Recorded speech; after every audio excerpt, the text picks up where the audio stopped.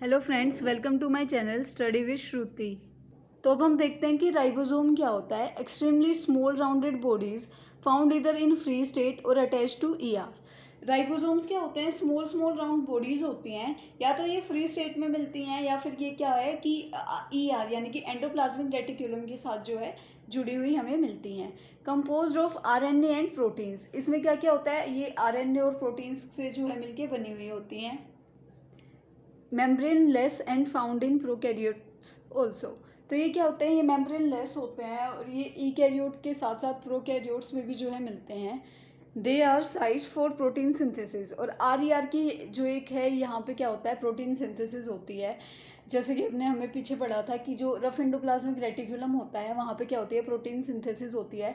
तो protein synthesis के लिए कौन ज़्यादा रिस्पॉन्सिबल होता है? कौन होते हैं? वो होते हैं ribosomes.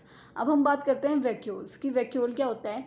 Membrane bound non cytoplasmic sacs that contain non living solid और लिक्विड कंटेंट्स।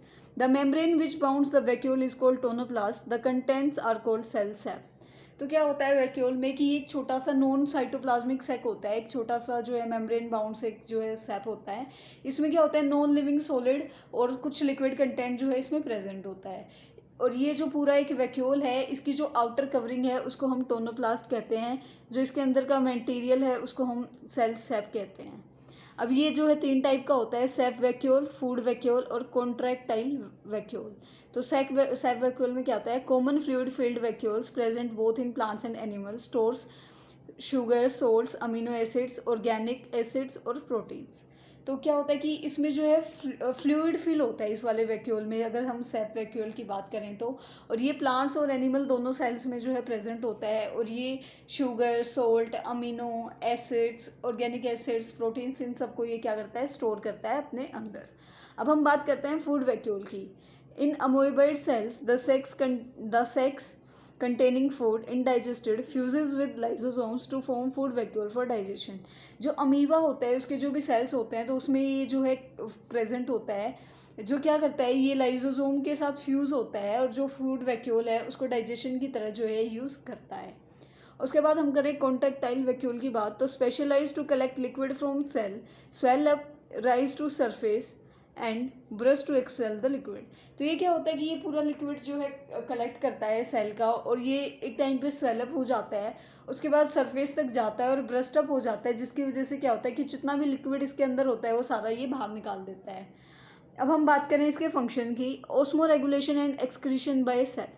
तो जितना भी ओस्मो रेगुलेशन होता है, मतलब एक जो ओस्मोसिस का तरीका है, जो कंसंट्रेशन का लेवल है उसकी रेगुलेशन के लिए, और जो सेल से एक्सक्रीट करने के लिए, सेल का जो भी वेस्ट मटेरियल है उसको सेल से बाहर निकालने के लिए जो है हेल्प करता है। Act as storehouse of various organic substances. तो जो भी ऑर्गेनिक सब्सटेंसेस हैं ये उनको स्टोर करने का जो है काम करता है। Act as dump house of cellular waste. जो सेलुलर वेस्ट होता है ये उसका डंप हाउस होता है, मतलब जितना भी सेलुलर वेस्ट होता है वो यहाँ ही आके कनेक्ट, मतलब इसमें ही आके जो है कलेक्ट होता है। Provides turgidity and rigidity to the cell. और ये सेल को टर्जिड बनाता है, रिजिड बनाता है, बहुत स्ट्रॉन्ग बनाता है एक सेल को। Sap vacuoles maintain the osmotic concentration of the cell. Osmotic concentration एक सेल की जो होती है ये उसको मेंटेन करने में हेल्प करता है। Food vacuole help in digestion of food. और फूड वैक्यूल हमारे जो है डाइजेशन के लिए हेल्प करता है। माइटोकॉन्ड्रिया, जिसको हम powerhouse of the cell भी कहते हैं, तो ये क्या होता है? एक रोड शेप्ड होता है। इसको हम इट इज़ रोड शेप्ड, ये अलग पॉइंट भी दे सकते हैं, अदरवाइज साथ में भी लिख सकते हैं। Rod shaped, present in aerobic eukaryotes except RBC. ये सारे जो एरोबिक ईकैरियोट्स होते हैं उनमें प्रेजेंट होता है सिवाय आरबीसी के। contains enzyme necessary for total oxidation of food and releases energy in the form of ATP। तो इसमें बहुत सारी ऐसी एंजाइम्स होती हैं जो फूड को ऑक्सीडाइज करती हैं और फिर उससे क्या है? एनर्जी को रिलीज करती हैं एटीपी की फॉर्म में। Bound by two membranes, inner membrane has folding called cristae for increasing the surface area for absorption, outer membrane is smooth।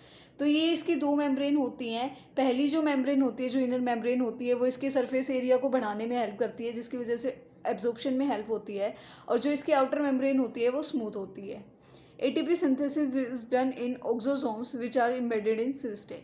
तो क्या है? एटीपी की सिंथेसिस कहाँ होती है? ऑक्सोसोम्स में जो है होती है। ऑक्सोसोम कैसा होता है? कुछ इस टाइप का होता है। ये इसका बेस है, ये नेक है और ये हेड है, और यहाँ पे हेड में क्या है, ये एंजाइम्स को जो है कंटेन करता है, यहाँ पे एंजाइम्स जो है प्रेजेंट होती हैं। Mitochondria have in its own DNA and ribosomes and can manufacture its own proteins and enzymes. Mitochondria की जो है अपनी अलग डीएनए होता है और अपना राइबोसोम्स होते हैं, जिसकी वजह से ये खुद के लिए जो है अपने आप ही प्रोटीन्स और एंजाइम्स को जो है बना सकता है, मैन्युफैक्चर कर सकता है। इसके अगर हम फंक्शंस देखें, they are site of aerobic respiration. तो जो एरोबिक रेस्पिरेशन होती है ये उसकी साइट है। They produce the required energy for various activities.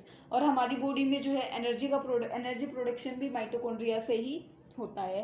Produce intermediates for synthesis of various chemicals, fatty acids, steroids, amino acids etcetera. तो जितना भी इंटरमीडिएट होता है बहुत सारी सिंथेसिस के बीच में, तो वो जो है कौन करता है, माइटोकॉन्ड्रिया ही उस चीज़ को प्रोड्यूस करता है। और कौन कौन से वो केमिकल्स हैं, जैसे कि फैटी एसिड्स, स्टेरॉइड्स या फिर अमीनो एसिड्स। अगर हम बात करें तो स्ट्रक्चर कुछ ऐसा होता है एक माइटोकॉन्ड्रिया का, जो ये है, यहाँ पे ये डीएनए प्रेजेंट है, उसके बाद ये जो लेयर है इसको सिरिस्टे बोलते हैं, और ये एक आउटर मेम्ब्रेन है। और सिरिस्टे क्या है, ये एक इनर मेम्ब्रेन है। इसके अंदर जो ये dot dot dot dot present है, ये मैट्रिक्स होता है, जिसको कि हम फ्लूइड भी कह सकते हैं। यहाँ पे अगर हम ये देखें तो ये सरफेस एरिया, ये नेक और ये हेड, ये क्या है, ऑक्सोसोम है। और ये यहाँ पे ये डॉट डॉट डॉट डॉट, ये क्या है, ये राइबोसोम्स प्रेजेंट हैं, जो कौन से टाइप के हैं, 70S टाइप।